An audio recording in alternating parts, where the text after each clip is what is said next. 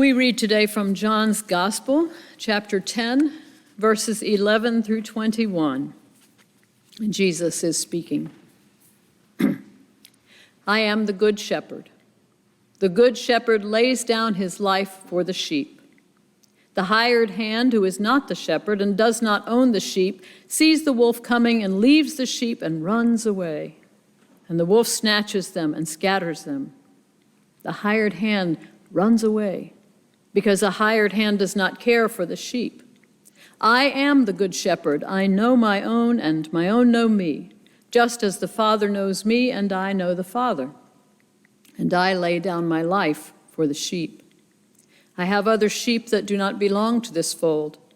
I must bring them also, and they will listen to my voice. So there will be one flock, one shepherd.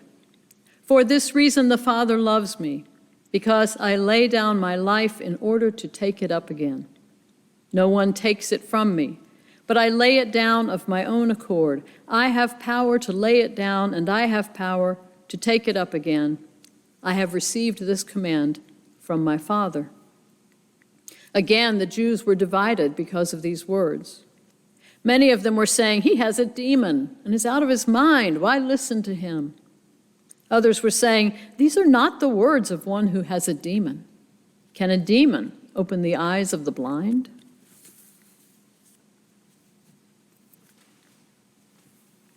It's Saturday morning at the pastor's house. The pastor is taking care of business. She pays some bills. She goes to the farmer's market. She returns and puts the food away. She putters in the kitchen, the living room, the bedroom. She seriously thinks about organizing her closet. Her attention to household matters can mean only one thing. Tomorrow's sermon is not finished, and the pastor is afraid. This time, the pastor thinks, as she hunkers down in her kitchen instead of going to her study, this time my worst fear will come true, and I will step into the pulpit on Sunday and announce that I just couldn't do it. I just couldn't write a sermon this week. To sit down at her desk and face the sermon is to make herself vulnerable to the possibility of failure. Sure, all those chores, they're important and they have to be done. But she's doing them right now on Saturday morning because they are an escape. The pastor is running away. What have you run away from lately? Jesus said, I am the good shepherd. The good shepherd lays down his life for the sheep. The hired hand, who is not the shepherd and does not own the sheep, sees the wolf coming and leaves the sheep and runs away, and the wolf snatches them and scatters them. The hired hand runs away. All my life I have seen images of Jesus as the Good Shepherd. I sat in this sanctuary, 5 years old, looked at that image over there in stained glass. Thanks to a lifetime of singing hymns like Jesus Makes My Heart Rejoice and How Great the Bliss to Be a Sheep of Jesus, I've also understood that Jesus cares for me, just like the shepherd in that picture cares for the sheep. But only this week have I even noticed that hired hand in John 10, more than noticed him. All week preparing for this sermon, I have been thinking about that hapless hired hand. Now, earlier in John 10, Jesus talks about thieves and bandits who climb in over the fence of the sheepfold to steal and kill and destroy. Genuine bad guys, bent on destruction. But this hired hand, was he a bad guy? Maybe. Well, we don't know anything about how well he cared for the sheep before the wolf came. Maybe he was there every day before sunrise, hauling water, feeding the sheep, helping the shepherd bring them in and out. But on the day the wolf comes, he runs away. Jesus says it twice, runs away. Bible stories tend to be spare in their use of words, so when you see them twice, pay attention. Something important is going on. Now, possibly like me, you've never noticed the hired hand, which is understandable, because he's there and he's gone. But up until he fled the wolf, someone thought his work was good enough to pay him for it. It seems that the hired hand is not malicious. The hired hand is afraid. That's why he runs away. Runs away. Who is this hired hand? Does he represent anyone in particular? Your answer might depend on whether you think Jesus' words in John 10 are intended as allegory. In allegory, each character or element typically stands for something in particular. There tend to be obvious good guys and bad guys, or people who do things right and people who do them wrong, and the story ends with a moral that teaches a life lesson. Now, because Jesus identifies himself as the Good Shepherd, biblical commentators and ordinary pastors over centuries have made competitive sport of allegorizing the other characters. Jesus is the shepherd. Naturally, his followers are the sheep.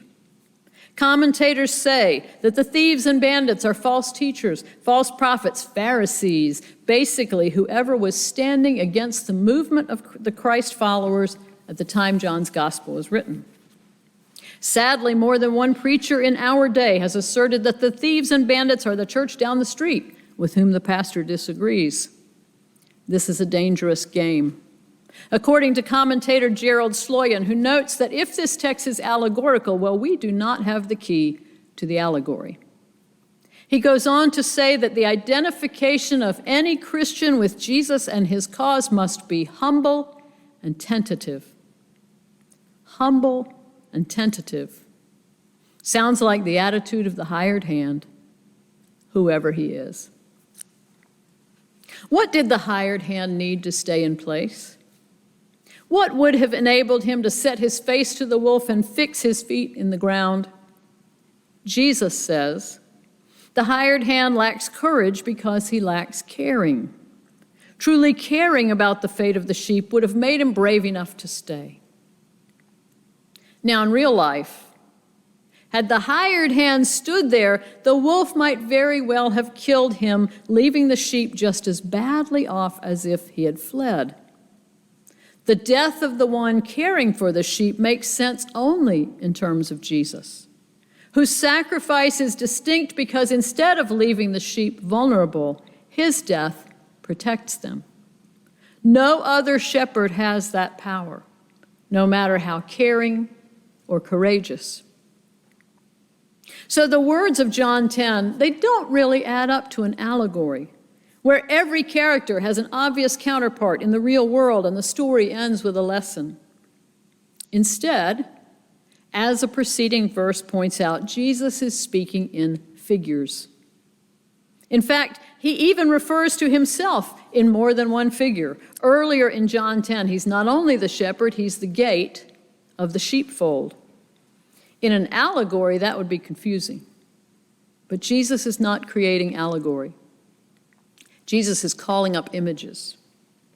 Images don't have established counterparts, this in the story standing for that in the real world. Images don't end with a moral because images don't end. They hang around in our minds, inspiring emotion and reflection.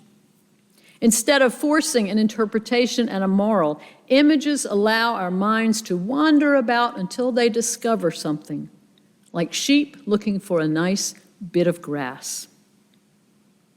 Jesus' words about shepherds and sheep are a series of images that hang in our minds as we ponder all the questions that matter, such as, in this world, with all its threats, who really cares for us vulnerable human beings? Does anyone really know us as individuals? Can anyone really lead us as a flock to abundant life for all? And what is our duty to care for one another? And what if we fail? Studying and reading about this passage during the week, the most useful thing I've learned is not the identity of the hired hand. What I've learned is to think about Jesus' words as images, not allegory, but a series of images of a community with Jesus at its center. The image of sheep inspires us to think about ourselves as members of a flock, related both to the shepherd and to one another. And yet we are inspired as well by the image of a hired hand, because in every community, each of us has some responsibility for the care of others. After all, Jesus' disciples, the first members of his flock, were not passive recipients of his care, but had responsibilities for preparing and serving and organizing and running security and so on. They were sheep in his care, but they were also hapless hired hands who never quite understood what Jesus was saying, and in the end, when they saw the wolf coming, ran away.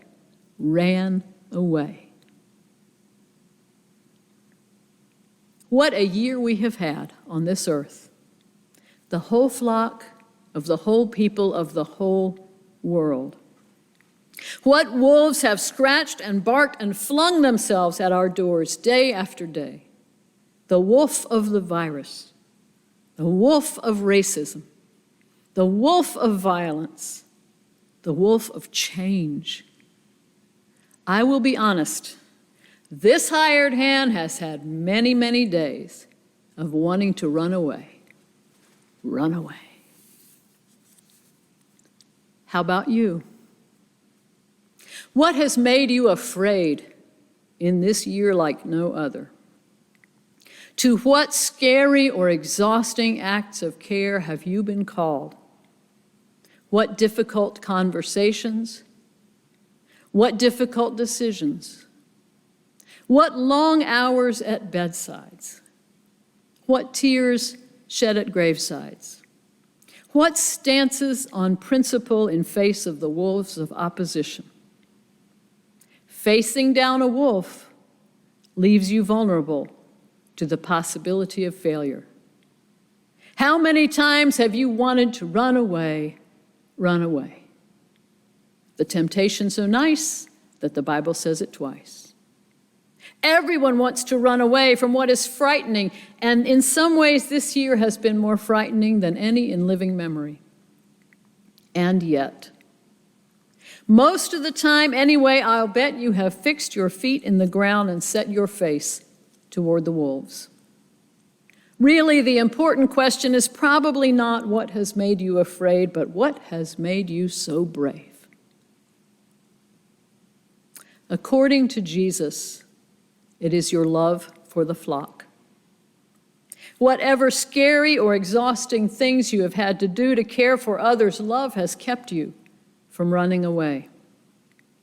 That love grows in us as we contemplate these images that Jesus offers, images of sheep, shepherd, hired hand, and all the rest. They hang in our minds, shifting and changing, inspiring and teaching, so that we are able to understand ourselves as both caregivers and care receivers in community. Each of us a hired hand and also a vulnerable little lamb. Christians care for one another because we need one another. And Christians are all related to one another through our relationship with the shepherd, whose love for us teaches us how to love one another. Love is what makes us brave in the face of all the terrors of this mortal world.